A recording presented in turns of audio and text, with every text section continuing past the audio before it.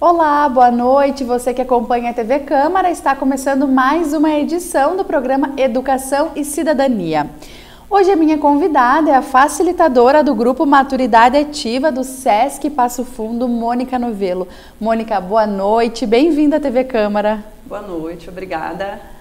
Obrigada a você por ter aceito o nosso convite. Eu vou começar te perguntando, a gente vai falar um pouquinho, sobre o Junho Violeta, a violência contra a pessoa idosa, mas antes eu queria que tu falasse sobre o que é esse grupo, esse grupo lá do SESC. O Grupo Maturidade Ativa ele é um grupo de socialização, ele está dentro do trabalho com grupos sociais do SESC no Brasil, E dentro do Grupo Maturidade Ativa a gente tem ações de aprendizado, intergeracionalidade, protagonismo da pessoa idosa, ações sociais. Então é um grupo que ele vem para estimular a pessoa idosa a estar na sociedade, a mostrar que ainda tem o seu espaço, que ainda pode estar inserida nas ações da sociedade. Quem pode participar, Mônica? Pessoas de que idade, de que classe social? Tem alguma coisa nesse sentido? O grupo ele é para pessoas 50 anos acima, então 50 anos mais, qualquer pessoa pode participar. Nós estamos com o grupo aberto, agora segunda metade do ano nós estamos com inscrições abertas novamente para quem quiser participar dentro das oficinas que ainda temos vagas, Então nós temos várias opções de oficinas dentro de estimulação cognitiva, dança, tai chi chuan, yoga, são várias ações que entram no grupo, que servem para que as pessoas tenham todas as suas questões trabalhadas, Dentro do físico, dentro do mental, dentro do social, então todas as pessoas podem fazer parte. Que legal. Bom, Mônica, o Brasil, a gente sabe, ele está, que bom, felizmente envelhecendo, Cerca de 30 milhões de brasileiros têm mais de 60 anos, isso já representa 14% da população. Sem falar que as estimativas são boas, Por exemplo, projeções em 2030 apontam que o número de pessoas idosas superará o de crianças e adolescentes. Então isso mostra a importância de a gente pensar em políticas públicas, em questões que envolvam a pessoa idosa. Sim. Na verdade, o que acontece? A nossa pirâmide etária no Brasil, ela tem virado, Antigamente nós tínhamos uma pirâmide com muito mais jovens e muito menos idosos, pessoas idosas.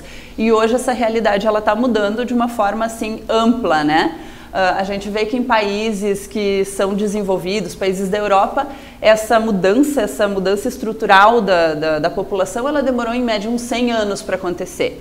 E aqui no Brasil as estimativas é que em média em 20 anos essa mudança ocorra. Então é uma mudança muito rápida.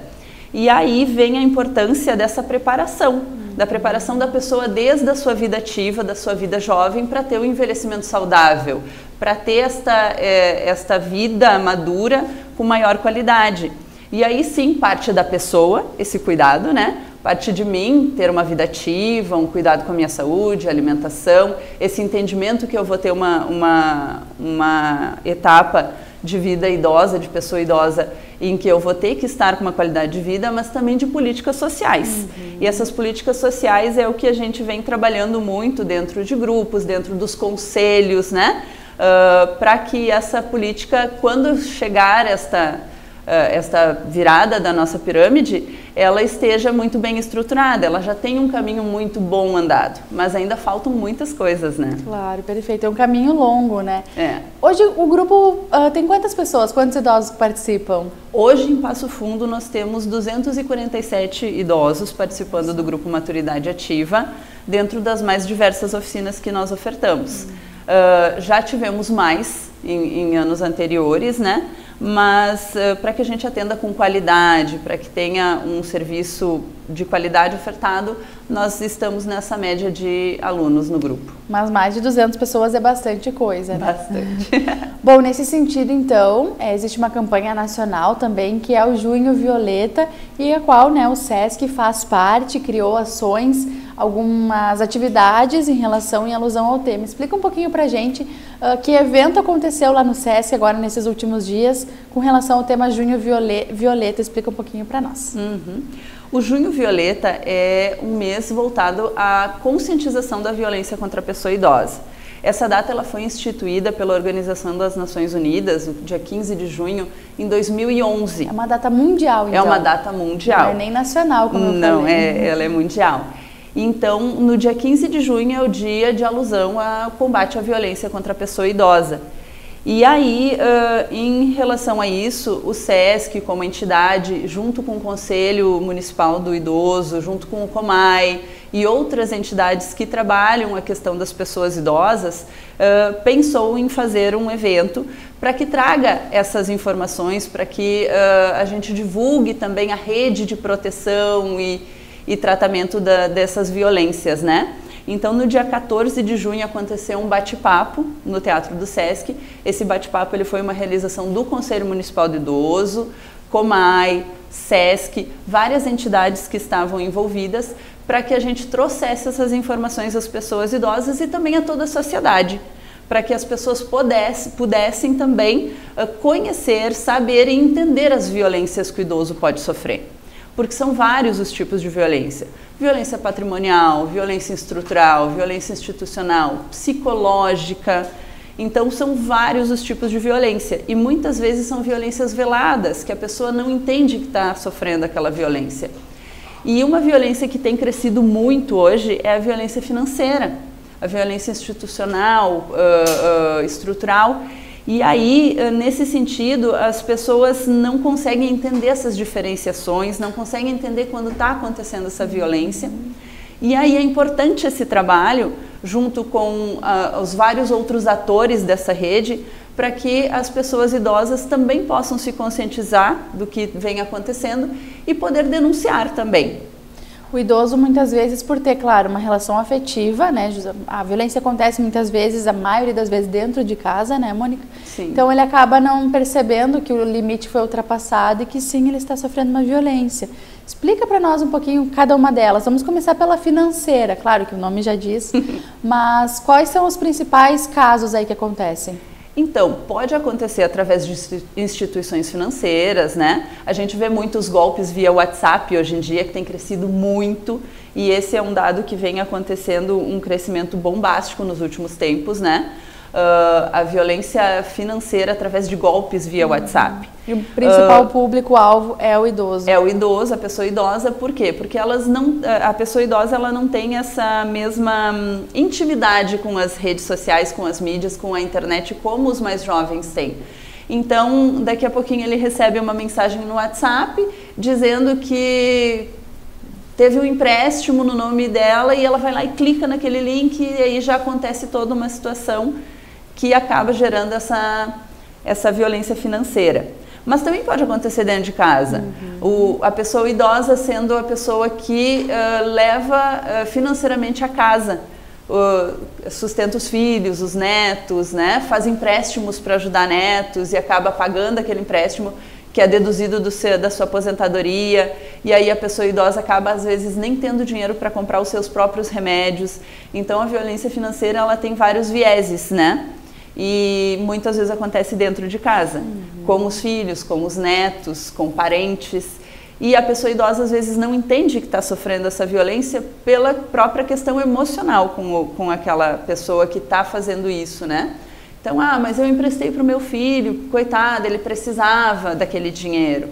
E aí, então, acaba sendo um círculo vicioso muitas vezes, né?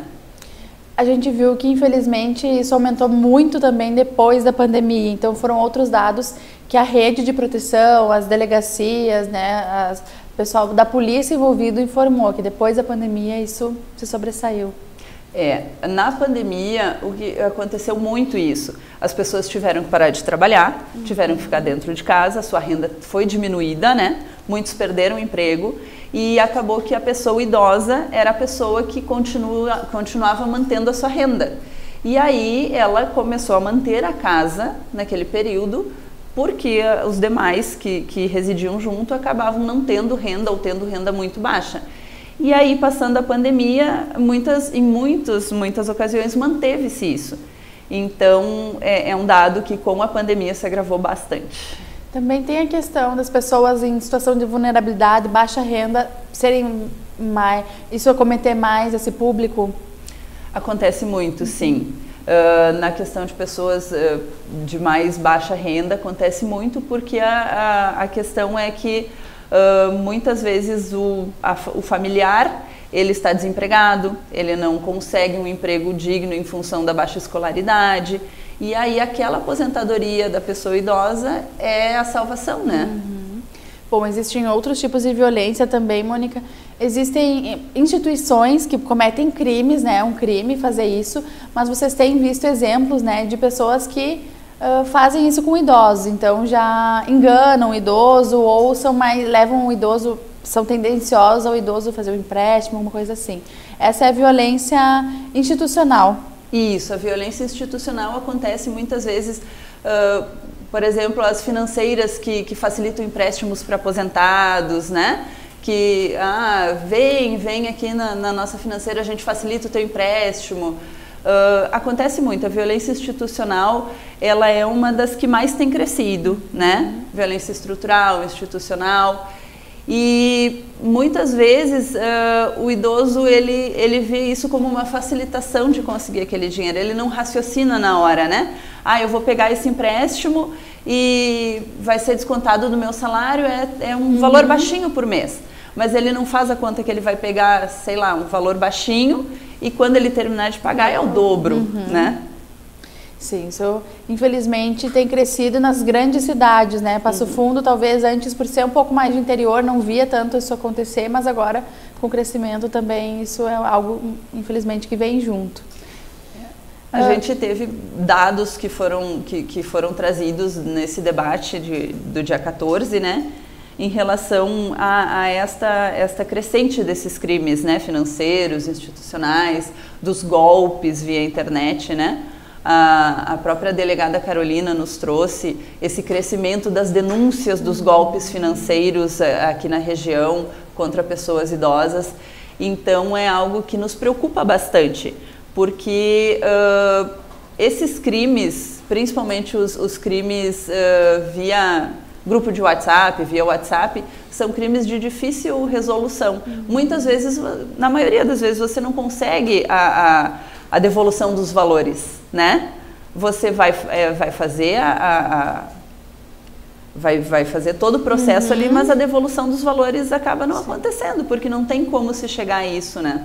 Claro, e a gente imagina que se uma pessoa, digamos, mais jovem, acostumada, que já nasceu nesse meio, cai em golpes, então tu imagina ali a pessoa idosa, alguém se passando com a foto da neta, com a foto do filho, é muito difícil ter esse discernimento, né, de que não é a pessoa, então realmente assim, é um público muito fácil, né?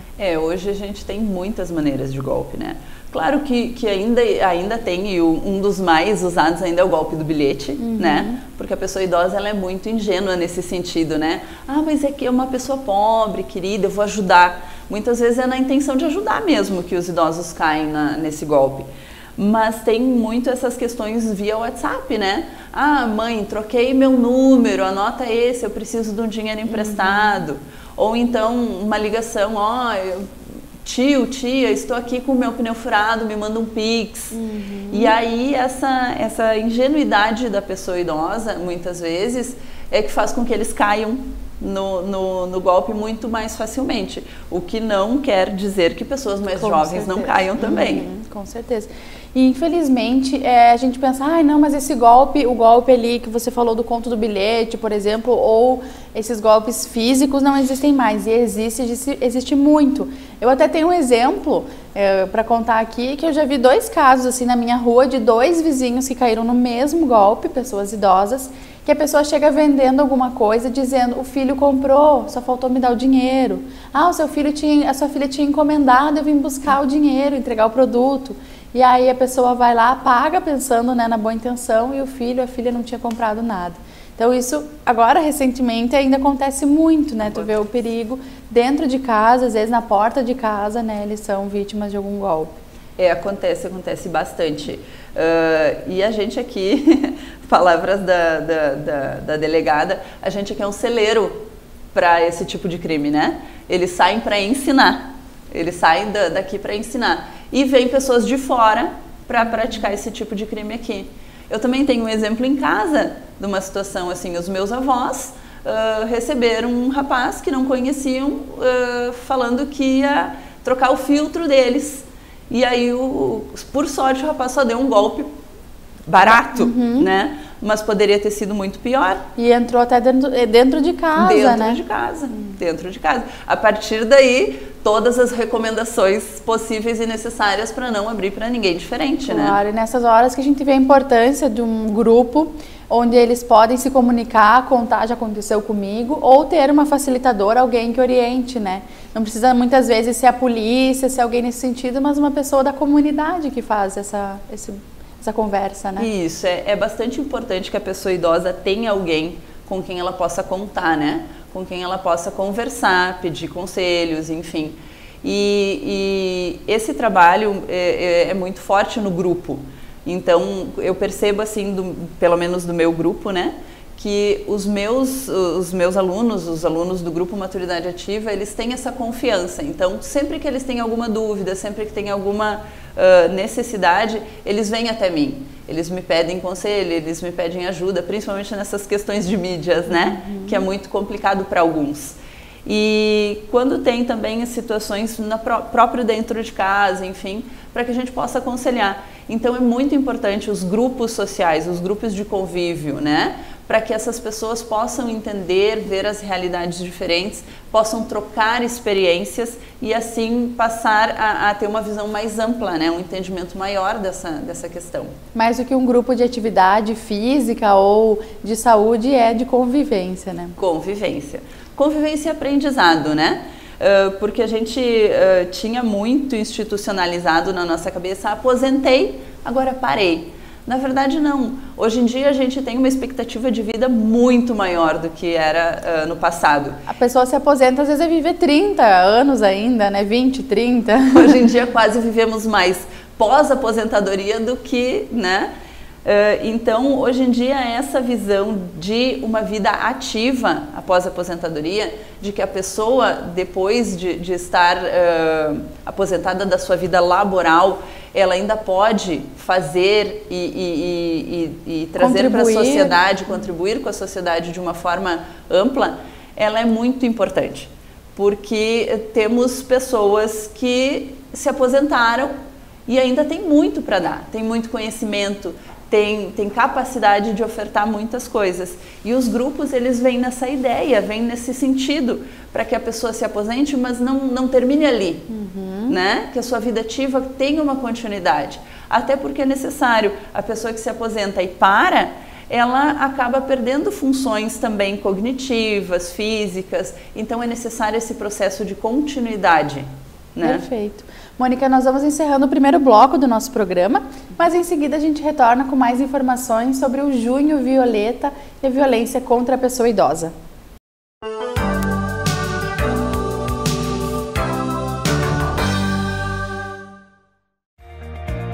O que é importante para você é importante para a Câmara. A Câmara de Vereadores tem compromisso com a comunidade e transparência na gestão. Por isso, debater as necessidades da comunidade faz o trabalho do Legislativo ter muito mais resultados para você. Com participação, as mudanças acontecem e os investimentos geram mais desenvolvimento e garantem um futuro melhor para a nossa cidade. Câmara de Vereadores de Passo Fundo, a casa dos grandes debates.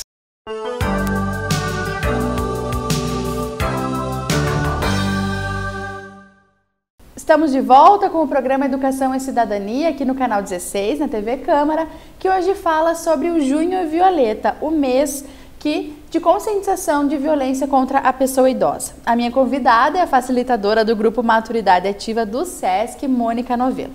No primeiro bloco falamos um pouquinho, né, Mônica, sobre os tipos de violência que a pessoa idosa sofre, especialmente a financeira, a institucional. Mas tem também aquela violência que, quando a gente fala a palavra violência, né, a pessoa pensa que é só essa, que é a violência física. Acontece menos, né, mas também muito grave, bem uma situação muito triste. Então, explica um pouquinho para nós o que é essa violência. Então, a violência física, como o próprio nome já diz, né, é quando a pessoa idosa sofre algum tipo de agressão que traz danos físicos, né? Mas também tem o abandono. E segundo dados do Ministério de Direitos Humanos, esse tipo de violência, que é o abandono, ele cresceu 855% em 2023. Então a gente vê muito acontecer isso, famílias que institucionalizam os seus idosos e acabam abandonando, famílias que colocam seus idosos no hospital por algum tipo de doença, alguma questão de saúde e acabam dando telefones falsos e somem e nunca mais aparecem, e esse idoso fica abandonado muitas vezes, e aí as instituições públicas elas têm que encontrar um meio de cuidar, de tratar dessa pessoa idosa, né? Então acontece muito isso, a gente não vê, não é muito falado, mas acontece nos hospitais, acontece nas ILPIs, né? E é um abandono, é uma violência que ela mexe muito com o psicológico da pessoa idosa, aí vem muito junto com a violência emocional, a violência psicológica, porque além daquele abandono tem toda a questão emocional, psicológica envolvida na questão familiar, do núcleo familiar, né? Os maus tratos também dentro de casa, eu estou até um pouco chocada, né, com essa informação, é muito triste, né, a gente realmente acha que isso não acontece. Mas os maus tratos também, não permitir que o idoso tenha acesso aos seus direitos básicos, é um tipo de violência também.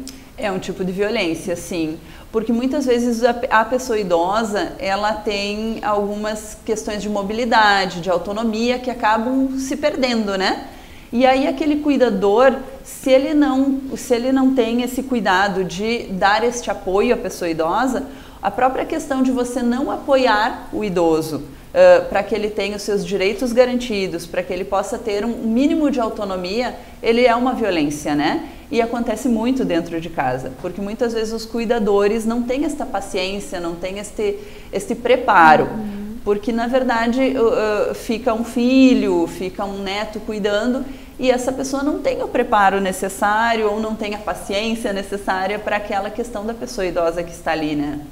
É uma situação muito triste mesmo. Eu até trouxe um trecho do Estatuto do Idoso, que ele fala assim: é obrigação da família, da comunidade, da sociedade, do poder público assegurar à pessoa idosa a efetivação do direito à vida, à saúde, à alimentação, à educação, à cultura, ao esporte, ao lazer, ao trabalho, à cidadania, à liberdade, à dignidade, ao respeito e à convivência familiar e comunitária. Então, parece muita coisa, mas é realmente o básico para a pessoa ter uma vida feliz. O básico. E tu vês que o próprio Estatuto, ele fala família e outras instituições, né? Então, assim, é uma rede, tem que ser uma rede. A pessoa idosa, ela tem que ser atendida por toda essa rede, né? A família, as instituições públicas. Eu não encontro esse atendimento, esta questão para minha necessidade dentro da minha família, tem outras instituições que podem dar esse apoio. Então, por isso que é muito importante essas instituições que têm essa rede. Conselho Municipal de Idoso, o próprio SUS, né? A própria Secretaria de Cidadania. Então é necessário que haja essa rede, uma rede bem formada e ainda bem que a gente tem uma rede que está bem estruturada no nosso município, que pode dar esse atendimento à pessoa idosa, né? O SESC, por exemplo, até esse trabalho é gratuito, oferecido aos idosos de forma gratuita, então faz parte, né, disso. E vocês também têm uma relação muito boa com o Conselho Municipal do Idoso, faz parte dessas atividades juntos, vocês têm essa relação? Sim, nós fazemos parte do conselho, né, como conselheiros, para que também a gente possa estar trabalhando em prol dessas pessoas, das pessoas idosas, porque o conselho, ele é um conselho para que a gente trabalhe essas questões de legislação e questões relacionadas às pessoas idosas para apoio, para controle, né? Então a gente sempre está inserido nas ações. E é algo muito importante a frisar que as instituições que atendem pessoas idosas, elas têm que estar inseridas no conselho, nas questões relacionadas a políticas para a pessoa idosa. Porque só com essa movimentação a gente consegue avanços, né? E claro que muitas vezes a boa vontade não basta, né, Mônica? Precisam existir leis para que a polícia, o Ministério Público possam realmente resolver. Como você comentou antes, lá no grupo vocês são orientadores, conselheiros, facilitadores, mas existe, né, a rede, os órgãos que são resolutivos, né, então que vão combater um crime, alguma coisa nesse sentido. Todo mundo tem que estar interligado. Todo mundo tem que estar interligado, é muito importante.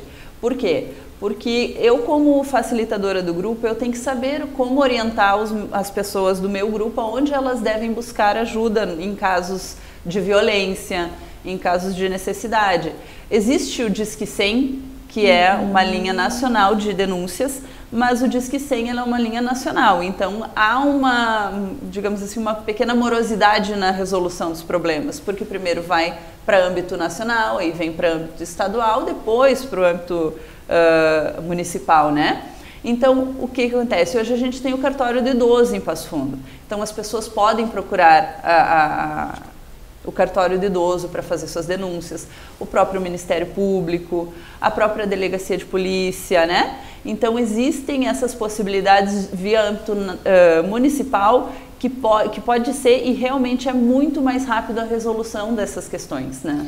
Fica a orientação também que não só a pessoa idosa, né, que está nos assistindo, que pensa, bah, eu sofro uma violência, mas os próprios familiares que acompanham, né? Bom, tem um filho que não colabora, o neto que cuida do avô, o vizinho, né? Então, por isso que toda a comunidade tem que estar ciente desse assunto. A importância deste trabalho do Junho Violeta e do próprio bate-papo feito é conscientizar a população, não só a pessoa idosa, mas também as outras partes, os outros atores da população, né? Porque a violência ela não acontece do idoso para o idoso. Ela pode acontecer sim, mas normalmente não acontece da pessoa idosa para a pessoa idosa. Então é necessário que haja uma educação, haja um trabalho de formação dessa população para que entenda a necessidade de combate e preparação para que não aconteça mais esse tipo de violência. Porque a violência ela acontece num âmbito geral, né?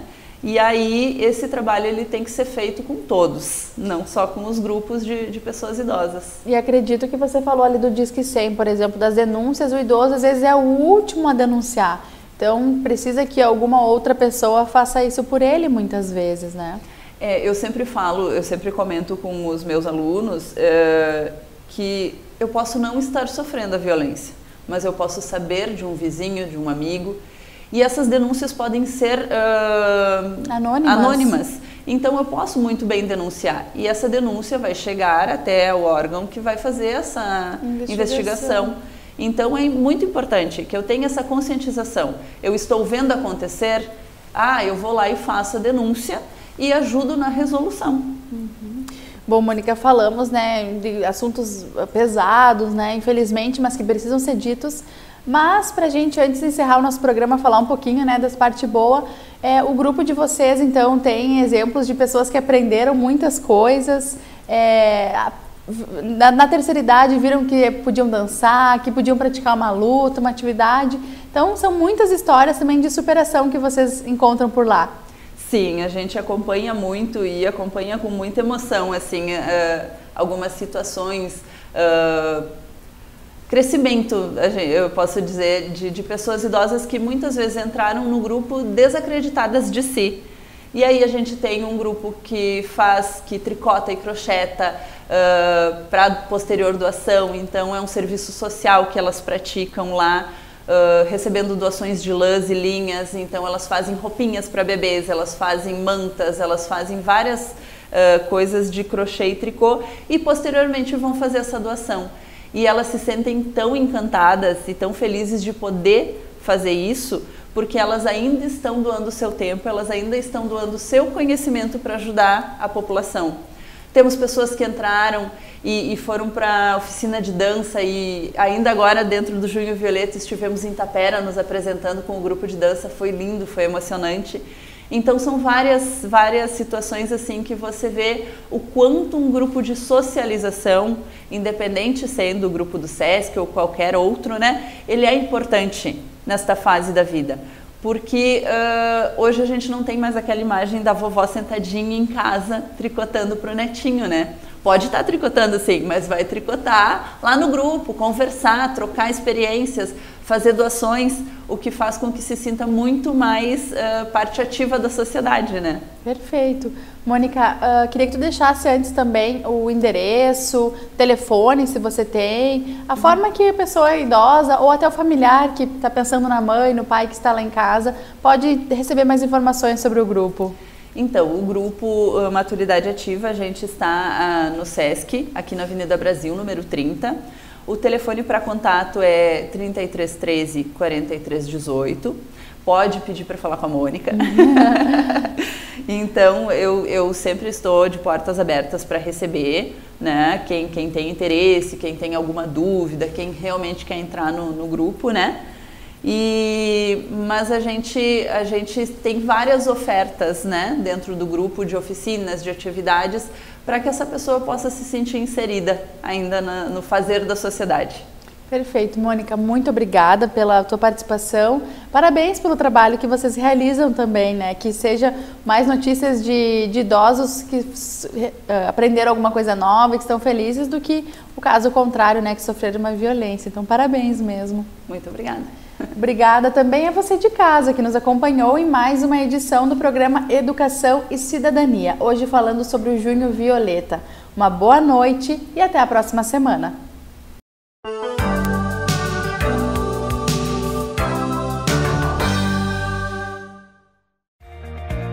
O que é importante para você é importante para a Câmara. A Câmara de Vereadores tem compromisso com a comunidade e transparência na gestão. Por isso, debater as necessidades da comunidade faz o trabalho do Legislativo ter muito mais resultados para você. Com participação, as mudanças acontecem e os investimentos geram mais desenvolvimento e garantem um futuro melhor para a nossa cidade. Câmara de Vereadores de Passo Fundo, a casa dos grandes debates.